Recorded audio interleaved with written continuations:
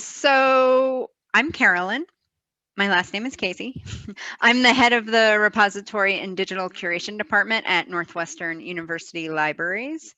And following suit, as some of my colleagues, I am a white female in my 40s. I have dark, shortish, curly hair, and I'm wearing a purple sweater. I also have some fabulous earrings and a necklace on too. So I'm here to introduce, and I'm really, really happy about this. I'm here to introduce Heather. Heather is our new Samvera community manager. She joins us from Lyrasis, where she has served in a number of roles, including outreach and engagement coordinator for digital technology services. She had a stint as a DSpace 7 release manager, and she previously was a DuraSpace services coordinator. Prior to both DuraSpace and Lyrasis, Heather was the member services coordinator at the North Carolina Live Consortium. So Heather and I have a little bit of a fun thing to introduce her. But before I do, Heather, do you want to add to your quick bio at all? Yeah, sure. Thanks, Carolyn. Hi, everyone. I'm Heather. I am a white woman in my 30s with purple glasses and very short curly hair and a blue sweater. The only thing I would add that's pretty relevant to what brought me to the Samvera community is I got first involved with the Samvera community when I was at DuraSpace, and I was the hosted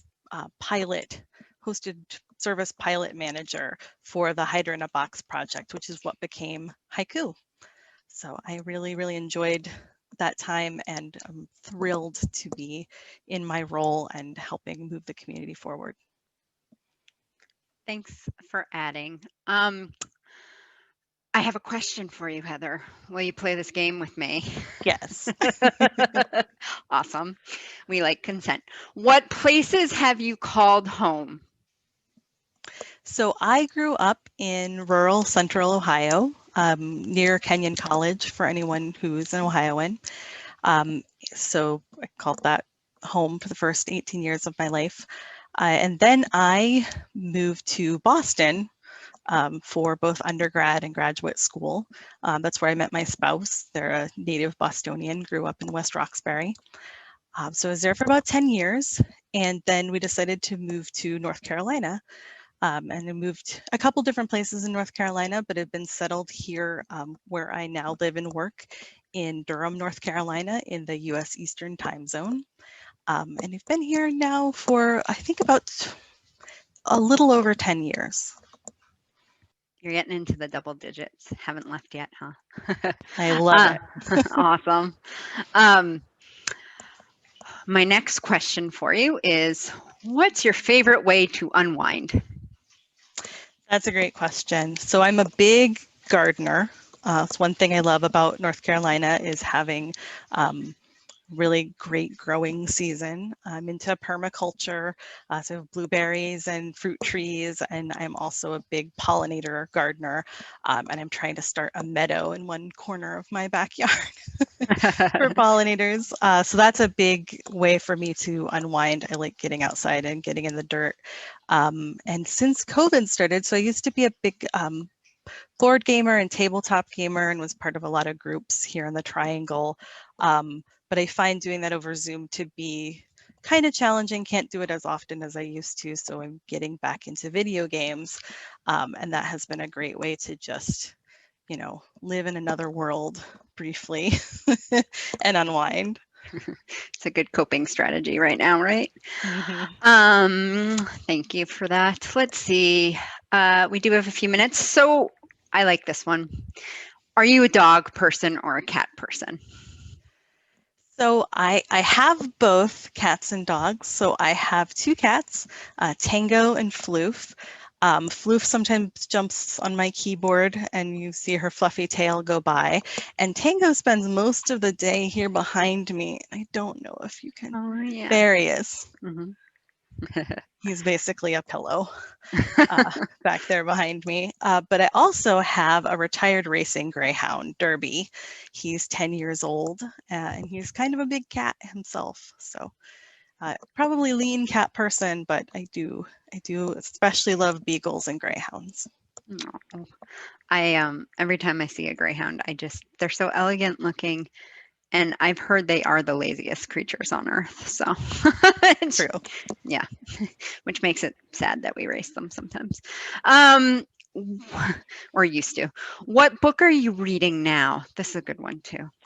Yes. So one book that I'm almost finished with that Rosalind suggested to me and then I love and then I want to suggest to everyone, I have it right here on my desk, is called Working in Public, The Making and Maintenance of Open Source Software by Nadia Egbal. It's very beautiful. Oh, cool. And it is not a dry read. It is a pretty interesting and well-written and compelling read. I love it. And then I just started a novel, The City We Became by N.K. Jemisin. So looking forward to probably tearing through that this weekend. Nice. I just finished one of her books too. It's 11:26. I'm thinking maybe we'll do one more question and then you can tell everyone about your plans for how you're starting your job and how it's going. What is the worst job that you've ever had? Oh, so I think the worst job that I've ever had is when I was had just graduated from undergrad and was living in Boston in Jamaica Plain and started working at a temp agency and got assigned a long-term temp assignment in downtown Boston at a venture capital firm. And I thought I was just going to be sort of a general admin. And they were told that they were getting someone with an accounting degree. I have a sociology degree. It's my undergraduate degree, not an accounting degree.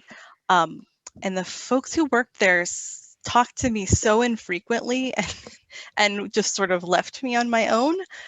So much that it took more than 3 weeks for us to realize the mismatch because I just kept trying to do what they were asking me to do. It was a very intense.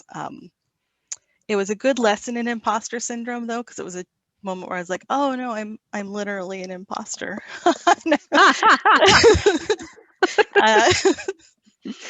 So that wasn't fun as a 22-year-old, but it was a good lesson in recognizing fit that I ended up being grateful for in the long run. Nice. That's a great story. So why don't you tell us a little bit about your plan for the job right now? Yeah, sure. So the job one right now is knowledge transfer from Richard Greer, who's been wonderful, sort of getting a handle on administratively everything that we need to do for the community, and just learning everything that Richard knows and has done. I'm also working really closely with all the working groups and interest groups. I know from my interview that a big part of my role is to sort of be the connector between everything that's happening in the community, trying to find areas of overlap and places where folks can work together. And I'm also really looking forward to writing a communication plan and sort of consolidating and finding a way to very easily get out, particularly all the things that we want to ask folks in the community to do. Sometimes those things can get lost. And so I'm really, really looking forward to that. But I will also be working closely with steering and sort of have many, many ideas, and I've heard many ideas from others, and it's just a matter of prioritizing it and moving forward. But I'm super, super excited to be here.